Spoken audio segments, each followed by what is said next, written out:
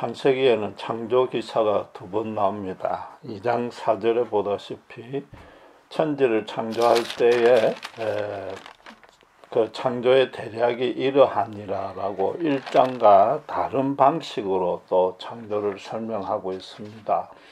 거기다가 방금 본 대로 창세기 1장 17절에는 이미 남녀를 동시에 만들었습니다. 그런데 또 2장에는 남자를 먼저 만든 후에 이불을 만들었다는 기록이 나옵니다. 그래서 간혹 창조의 기원과 그 내용이 다른 두 가지 전성 내지 설화를 후대의 성경 편집자가 종합한 것에 불과하다고 비판을 합니다. 말하자면 모세 같은 한 명의 작가가 성령의 영감을 받아서 기록한 하나님의 말씀이 아니라고 성서 비평학자들이 시비를 걸고 있습니다.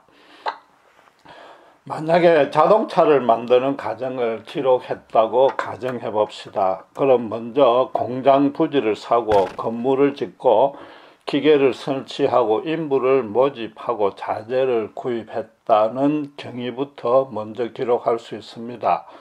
그 다음에 어떤 특정 자동차를 설계하고 그 모든 부품을 제작 조달한 후에 조립하고 마지막으로 페인트했다는 그 자동차의 제조 과정을 적고 시운전했다고 기록할 수 있는 것입니다. 그럼 전반은 자동차를 제작할 수 있는 여건을 준비하는 과정이고, 후반은 그 직접 자동차를 제조한 공정을 구체적으로 말하고자 하는 바입니다. 마찬가지로 창세기 2장을 보시면은 전부 인간에 대한 창조와 인간에게 맡긴 소명을 기술하고 있습니다. 1장처럼 해나 달이나 동식물처럼 다른 피조물에 대한 언급이 전혀 없습니다. 만약에 창조에 관한 기원이 다른 자료라면은 어떻게 그 다른 피조물에 대한 언급이 전혀 없을 수가 있습니까? 거기다가 자동차를 생산할 수 있는 공장을 대해서 먼저 기록했다고 해서 그 공장 자체가 그 짓는 목적이 아니단 말이죠. 마찬가지로 창세기 1장은 인간이 생존하고 번영할 수 있는 여건을 하나님께서 충분하고도 완전하게 마련했다는 것입니다. 창조의 궁극적인 목표가 인간에 있다는 것을 강조하는 것이 1장입니다. 그래서 2장에서는 창조의 궁극적 목적인 인간에 대해서 이제 좀 더 구체적으로 설명하겠다는 것이기 때문에 인간에 초점을 맞춘 것입니다. 몇 번 강조한 대로 창조에 대해서 성경만큼 논리적으로 자세하게 기록한 고대 문헌은 없습니다. 1장은 우주와 지구 전체의 창조에 대해서 설명한 것이고, 2장은 인간 창조에 대해서 아주 구체적으로 상술한 것이니까 이게 얼마나 질서가 맞고 합리적이며 정밀한 기록입니까? 성경이 하나님의 뜻을 계시한 진리라는 것이 오히려 더 확실하게 입증되는 것입니다. 지난주까지는 하나님께서 창조 전반에 내포시킨 7가지 의미에 대해서 살펴보았습니다. 이번 주부터는 인간을 창조한 내용에 계시해 놓으신 하나님의 뜻과 계획을 구체적으로 살펴보고자 합니다. 그런데 2장에서부터 본문을 인용하지 않고 다시 1장으로 본문으로 거슬러 올라간 이유는 지금 보신 본문에 인간을 다른 피조물과는 특이하게 다르게 창조했다고 선언하고 있기 때문입니다. 1장 22절에 보시면은 하나님은 다른 동물들을 창조한 후에 생육하고 번성하고 충만하라는 복만 주셨습니다. 그러나 본문 28절에서는 인간을 창조하신 후에는 그 세 가지 복 위에다가 자연을 정복하고 이 땅과 이 땅에 있는 모든 것들을 다스리라고 두 가지 복을 더 추가로 주셨습니다. 그 대상은 이 지구와 모든 다른 피조물입니다. 그래서 29절에 보시면 채소와 과일과 곡물을 인간의 식물로 주셨습니다. 또 나중에 노아의 홍수로 심판한 후에도 창세기 9장 3절에 동물을 식용으로 허락하는 것입니다. 즉 모든 다른 피조물을 인간들어 생존하고 번영할 수 있는 수단으로 주셨단 말이죠. 결국 창조가 인간을 궁극적 목적으로 했다는 것을 다시 확인할 수 있는 것입니다. 그런데 문제는 과거의 기독교 역사상 이 본문을 해석하고 적용하는데 아주 큰 오류를 범했습니다.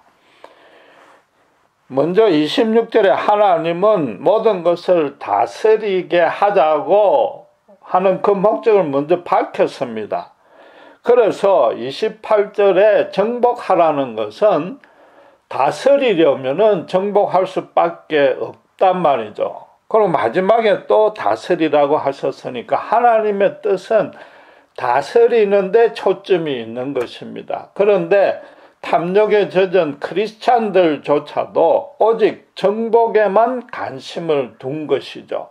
그래서 아프리카 같은 후진국들을 식민지로 삼아서 수탈했고 또 미국 남부의 농장에 흑인 노예 제도를 둔 것에 대해서 어떤 합법적인 근거로 본문을 적용했던 것입니다. 거기다가 더 근본적인 오류가 있는 것이 다스리라는 이것은 반드시 하나님 대신에 하나님의 뜻에 맞게 다스리라는 뜻입니다. 인간에게 전적으로 재량을 맡긴 것이 아닌데도 인간은 그렇게 하나님의 뜻을 곡해한 것입니다. 예컨대 최근에도 지금도 기독교 보수 측에서 오히려 하나님은 인간을 번영시키는 것이 뜻이니까 그것을 핑계 삼아서 경제개발을 하기 위해 자원을 남용하고 훼손해도 된다고 주장하고 있단 말이죠. 그러나 하나님은 아담에게 선악과 금령을 주셨습니다. 거기다가 아담들어 에덴 동산의 모든 사물의 이름을 어떻게 짓는지 옆에서 지켜보셨습니다. 이 땅을 인간에게 전적인 의미대로 마음대로 하라고 하신 적이 없는 것입니다. 선악과를 주신 것은 하나님이 이 땅의 주인이다. 이 땅의 주인이 따로 있다는 걸 잊지 말라는 것입니다. 하나님이 이 인간 세상과 인간의 궁극적인 모든 운명을 주관하고 통치하신다는 겁니다. 그러니까 인간이 대신 다스리더라도 하나님의 사랑과 권능을 가지고 이 땅을 관리하라는 것이죠. 요컨대 하나님은 인간에게 이 땅의 소유권을 준 적은 전혀 없습니다. 운영권만 주셨습니다. 그 운영권도 주인 되시는 하나님의 뜻에 순응하는 방식으로만 운영하라는 것이죠. 하나님의 그 진실되심과 선하심과 아름다우심을 이 땅에다가 실현하고 확장하라는 것이죠.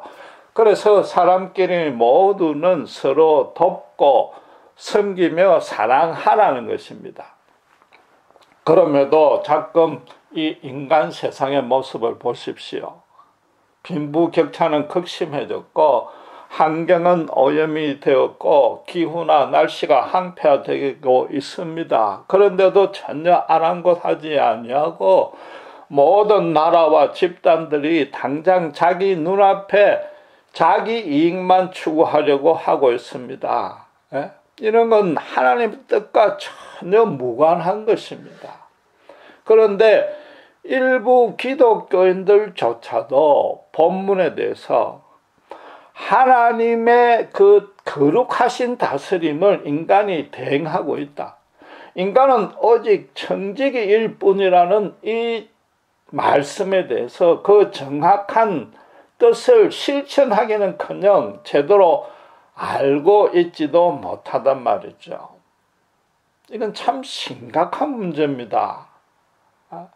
너무나도 진지하게 다시 말씀을 봐셔야 됩니다. 이 땅을 다스리라는 것이 하나님께서 인간에게 주신 첫 번째 복일 뿐만 아니라 소명입니다. 첫 번째 명령입니다. 성경과 창조주를 믿지 아니하는 불신자들에겐 어쩔 수 없습니다. 그들에겐 해당이 안 됩니다.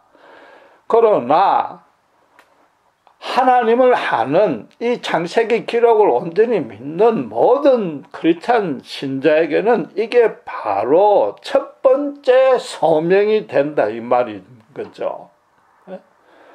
그냥 교회에서 모여서 기도하고 말씀 보고 전도하는 것보다도 어쩌면 이게 더 중요한 의무라는 겁니다. 물론 인간이 타락하고 죄에 빠져 있기 때문에 이 성경을 절대적이고 영원하고 완전한 진리임을 모릅니다. 하나님을 거역하고 있습니다. 그러니까 일단 십자가 복음을 전하고 그들로 예수 믿게 만들어야 됩니다. 그게 우선적인 목표이긴 하지만은 신자의 경우에는 다르다는 거죠. 신자는 이미 죄에서 구원받았단 말입니다. 그러면 그 신자의 신앙의 목표는 죄로 타락하기 이전의 상태로 돌아가야 되는 것입니다. 아무리 우리 속에 죄의 본성과 연약한 체질이 남아 있다 할지라도 하나님께서 창조할 당시 죄로 타락하기 전에 그 주신 첫 번째 소명이 모든 신자에게 다시 첫 번째 소명으로 회복되어야 된단 말입니다. 그런데도 가끔 기독교나 교회에서는 이런 측면이 전혀 강조되지 않고 있고 인식조차 못하고 있단 말이죠. 교회 모여서 박수치고 찬양하는 것, 그게 급한 게 아니라 이 땅을 하나님 대신에 어떻게 거룩하게 다스려야 될까?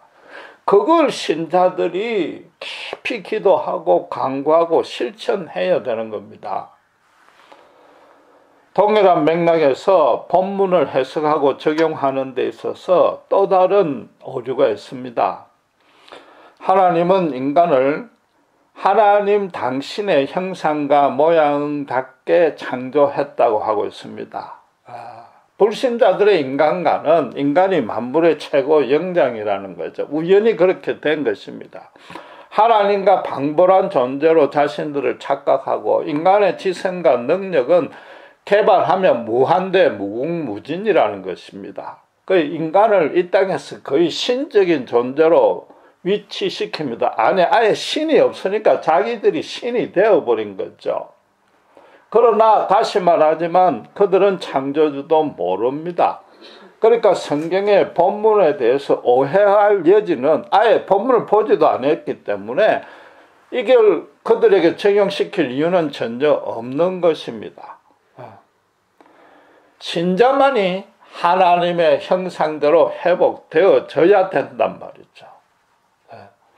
그럼 그 하나님의 형상과 모양답게 두 가지를 강조하고 있지만 이건 히브리 어법상 단순하게 반복해서 강조했다는 의미로만 이해하시면 됩니다. 인간이 하나님의 외적인 모양은 닮을 수 없습니다.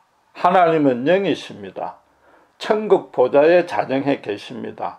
그 실체를 우리가 도무지 짐작할 수 없습니다.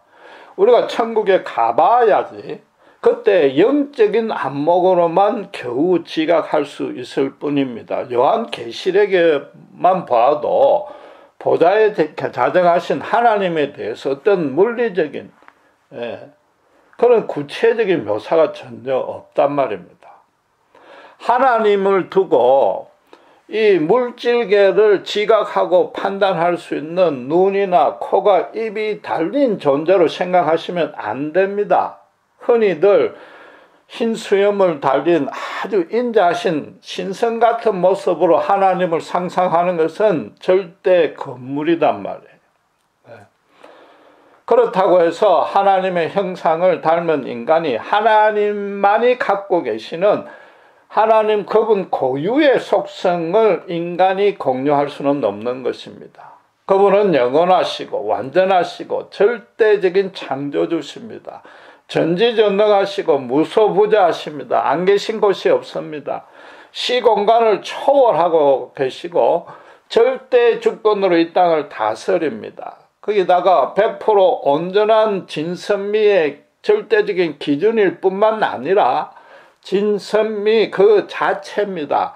이런 식의 하나님 고유의 특성은 인간이 도무지 닮을 수가 없습니다. 대신에 하나님께서 갖고 계시는 그 도덕적인 성격, 지성, 감성, 의지 같은 것은 인간에게 일부 나누어 주신 것입니다. 그래서 인간만이 모든 피조물 중에서 스스로 어떤 것을 판단하고 결정하고 시행하고 평가하고 책임질 수 있는 인격체로 만드는 것입니다.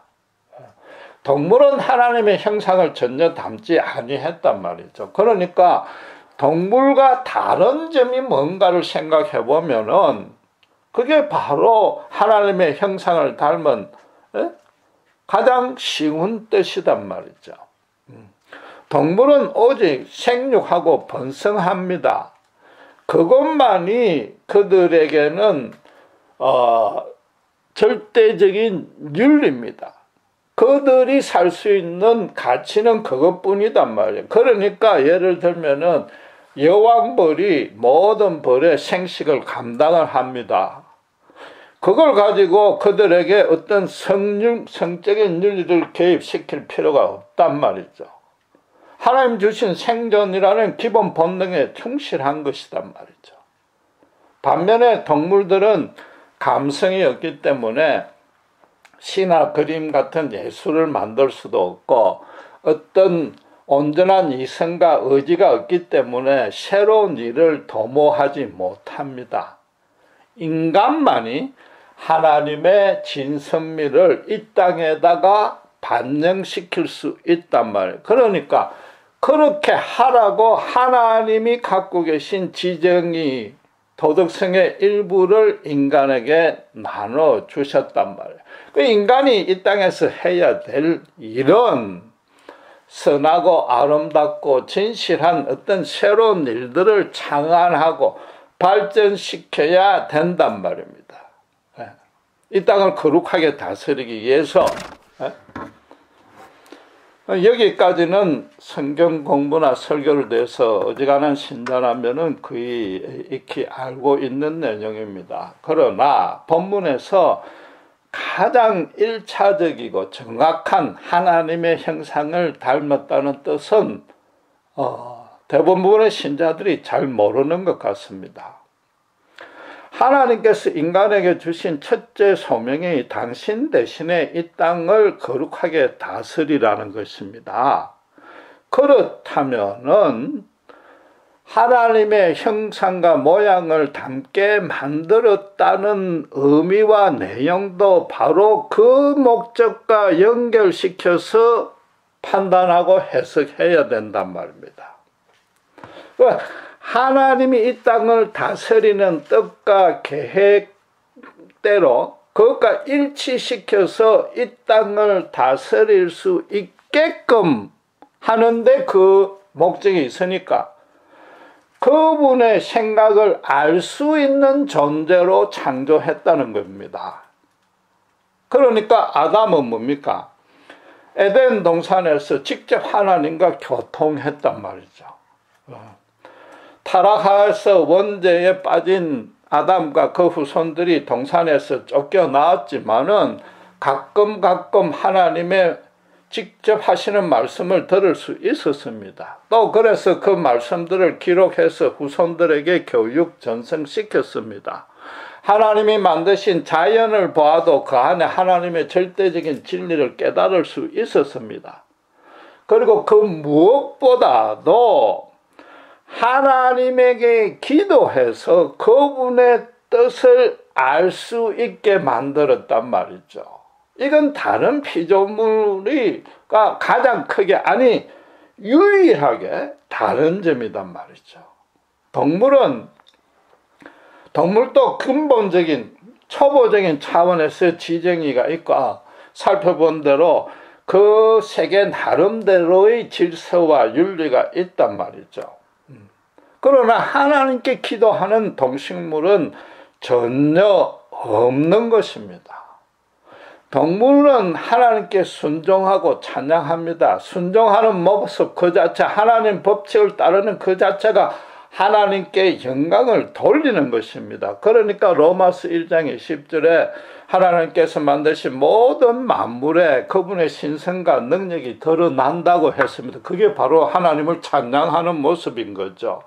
예수님도 마태복음 6장 29절에 들에 핀 백합화 꽃 하나가 인간 중에 최고인 솔로몬이 만든 그 영광보다도 낫다고 했단 말이죠. 동식물은 하나님 법칙에 따르면서 하나님을 찬양하고 있습니다. 그러나 기도하는 원숭이는 과거에도 현재에도 앞으로도 영원히 절대 없습니다.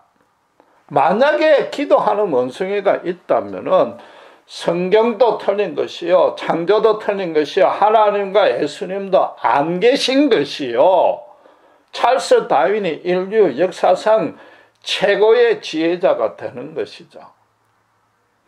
결국 하나님의 형상대로 모양대로 인간을 만들었다는 것을 신학적으로 여러 방면으로 설명할 수 있지만 딱 한마디로 이야기하자면은 인간으로 하여금 하나님의 뜻을 물을 수 있는, 기도할 수 있는 존재로 창조했다는 뜻인 겁니다. 이걸 너무 간과하고 있는 거죠. 이것도 너무나 중요하고 심각한 얘기입니다. 신앙적으로 아주 중요한 원리가 하나 여기서 도출되는 것이죠. 하나님 대신에 이 땅을 거룩하게 다스리게 하기 위해서 하나님이 기도하는 존재로 유일하게 인간을 만들었단 말이죠. 그럼 기도하는 첫째 목적과 기능이 뭡니까? 간단하지 않습니까? 이 땅을 어떻게 하면 하나님 그분의 뜻대로 진실하고 아름답고 선하게 다스릴 수 있는가? 그분의 뜻과 계획을 묻고 또 물어야 된다. 그게 기도의 첫째 목적인 거죠. 역으로 말하면은 내 일신상의 형통과 출세와 심지어 고난에서 탈출하는 것조차도 기도를 주신 하나님의 애초 목적에는 없었단 말입니다. 죄로 타락한 이후에 신자가로서 구원받기까지는 기도에는 그런 기능과 역할을 할 수 있습니다. 그러나 죄에서 구원받고 이제 하나님의 자녀가 됐단 말이죠. 창조 당시 죄로 타락하기 이전의 모습으로 형상으로 되돌아가야 된다면은 기도의 목적도 예수 믿고 난 이후에는 원래 목적으로 돌아가야 된단 말이죠. 불신자처럼 새벽에 물 떨어놓고 비나이다 해서는 안 되는 것입니다. 하나님의 거룩한 뜻과 계획에 순응하고 그걸 알아서 실천하지 아니하면 신자도 아니요, 엄격하게 말하면 인간도 아닌 것입니다. 오직 인간 사회의 번영만을 위해서 이 땅을 제멋대로 정복하는 것은 애초부터 하나님의 뜻이 아니요, 성경적으로 보면은 절대적으로 비진리인 것입니다. 불신자들은 물질에서 우연히 진화된 존재로 자신의 정체성을 정합니다. 이 땅에서 잠시 살면서 걱정 없이 생활하는 것만 목적으로 삼습니다. 그래서 죽고 난 모든 것이 끝이라고 여깁니다. 창조주 하나님, 어떤 절대적인 진리는 없다고 생각합니다. 영원한 진리를 찾으려고도 하지 않습니다. 그러니까 자기 삶에 구태여 특별히 절대적인 가치는 없다고 보는 거죠. 그래서 그냥 살고 있는 이 동안에만 재밌고 자기 마음에 들면 자기 멋대로 하면 그게 최고입니다. 그러니까 기도할 이유도 필요도 없습니다. 아예 기도할 마음조차도 없고 기도를 할 수도 없습니다. 지금 불신자를 탓하는 뜻이 아니고 신자라면은 그와 정반대가 되어야 된다는 거죠. 쉬지 말고 기도해야 됩니다. 오직 하나님의 뜻과 계획만을 물어야 됩니다. 최소한도 그것부터 묻고 또 물어야 된단 말이죠. 그러니까 예수님께서도 하나님의 이름이 거룩히 여김을 받으시오며 나라에 임합시오며 하늘에서 뜻이 이루어진 것 같이 땅에서도 이루어지리라. 그리고 기도의 마지막도 모든 영광과 권세가 하나님께 영원히 있습니다라고 그렇게 기도하라고 가르쳤지 않는가 말이죠. 기도에서 하나님의 뜻과 계획을 안다는 것을 너무 이렇게 어렵고 거창하게 여길 것 없습니다. 사실은 성경을 잘 보면은 하나님의 뜻이 다 계시되어 있습니다. 성경에 나와 있는 그분의 절대적인 진리, 거기에 따라서 얼마든지 자기 삶을 적용시킬 수 있습니다. 그대로 적용하면 됩니다. 당장 지난주까지 살펴본 하나님께서 창조에 부여하신 7가지 내용만도 제대로 깨달아서 그에 걸맞게 반응하면 되는 것이단 말이죠. 첫 번째는 하나님께서 창조하셨다. 창조의 주체가 하나님이단 말이죠. 동물들은 창조주는 물론 창조란 단어조차도 모릅니다. 창세기 1장 1절에 태초에 하나님이 천지를 창조하시니라고 선언하는 이게 얼마나 인간의 지위를 격상시키는 큰 은혜인지 모릅니다. 그 진리 안에 있는 자만이 그런 인간의 특별한 위치, 지위를 누릴 수 있는 것입니다. 이게 신앙의 출발입니다. 단순히 하나님이 이 땅을 창조했다, 그 어떤 실정, 인간이 있게 된 근거를 말하는 것이 아니고 하나님의 거룩한 손길 안에 우리가 붙들려 있다, 이런 얘기죠. 두 번째는 하나님이 가라사대 말씀으로 창조하셨습니다. 온전한 계획을 갖고 궁극적인 목적을 가지고 창조했기 때문에 나라는 인생도 이 땅에 절대로 버려진 존재가 아니고 하나님께서 어떤 완전한 계획 가지고 나를 만드셨고 그 계획을 나로 하여금 알 수 있게끔 말씀하고 계신다는 겁니다. 지금도 간단하게만 살펴봐도 그렇습니다. 세 번째는 뭡니까? 각기 종류대로 창조하셨습니다. 이게 단순히 물질에서 진화되었다는 뜻이 아니라 내가 그분을 아는 것보다 그분이 나를 더 잘 아신다는 거죠. 나는 그분에게 이미 절대적이고 영원한 존재가, 최고의 존재가 되어 있다는 겁니다. 하나님은 말씀하신 그대로 이 창조를 완성하셨습니다. 계획대로 완벽하게 창조하셨단 말이죠. 그렇다면은 나에게 갖고 계시는 앞으로의 내 인생 계획도 절대로 실패가 없다는 것입니다. 여섯 번째, 각기 이름대로 칭하셨습니다. 우리 모두가, 신자는 하나님 당신의 소유권과 통치권 안에 이미 확정이 된 것입니다. 하나님의 친백성이 되었고 하나님의 자녀가 되었고 하늘의 생명책에 이름이 이미 등기가 되어 있으며 하나님의 내 장막이, 하늘의 아름다운 장막이 예비되어 있단 말입니다. 이제 여섯 번째인데 하나님이 보시기에 참 좋았단 말이죠. 내 인생과 내 여건이 내가 볼 때는 별 볼 일 없고 초라해 보이지만은 하나님은 나로 인하여 심히 기뻐하시고 노래까지 부르십니다. 세상에서 오직 나 혼자만이 있는 것처럼 그분의 절대적이고 개인적이고 친밀하고 온전하신 사랑과 권능이 나를 붙들고 대하고 있단 말이죠. 아무리 내가 실패갖고 심지어 죄에 빠져 있는 것 같아도 하나님의 나를 향한 긍휼과 사랑은 절대적으로 변화가 없다는 겁니다. 마지막 7번째로 신공간을 만드신 하나님께서 시공간 안으로 당신을 제한시키시고 우리에게 날짜와 징조와 연한을 깨닫게 해 주셨습니다. 내 인생의 과거와 현재와 미래 모두가 하나님의 그 완전하신 시간 안에 있단 말이죠. 역사 안에 있단 말이죠. 그래서 내 눈에는 고난처럼 보이지만 그 고난 자체도 선이요. 궁극적으로 그 모든 완전한 선들이 합쳐서 더 큰 선으로 우리를 이끄신단 말이죠. 신자의 인생은 하나님 그분의 영광이 드러나는 통로라는 겁니다. 창세기 1장에 기록된 이 의미만도 제대로 깨닫고 적용하고 실천하는 것, 그게 하나님 뜻대로 따르는 것이요, 하나님 형상대로 창조되었다는 모습에 온전히 반응하는 것이단 말이죠. 기도를 하라고, 쉬지 말고 기도하라고 그러니까 내 앞으로 일생이 어떻게 될까, 구체적으로 어떻게 전개될까 자꾸 그걸 알려고 하는데 그건 하나님의 몫인 겁니다. 어차피 우리는 하나님의 절대적이고 완전한 그 사랑 안에 있지 않습니까?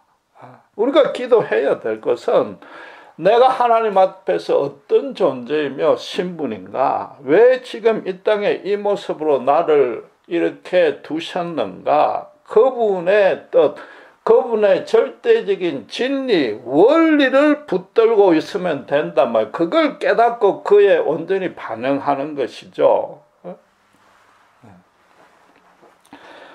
창세기 2장은 인간의 창조에 대한 비밀과 경륜을 적어 놓았다고 그랬는데 창세기 1장의 내용만 간단히 살펴봐도 인간 창조의 경륜을 이미 다 계시해 놓은 것입니다.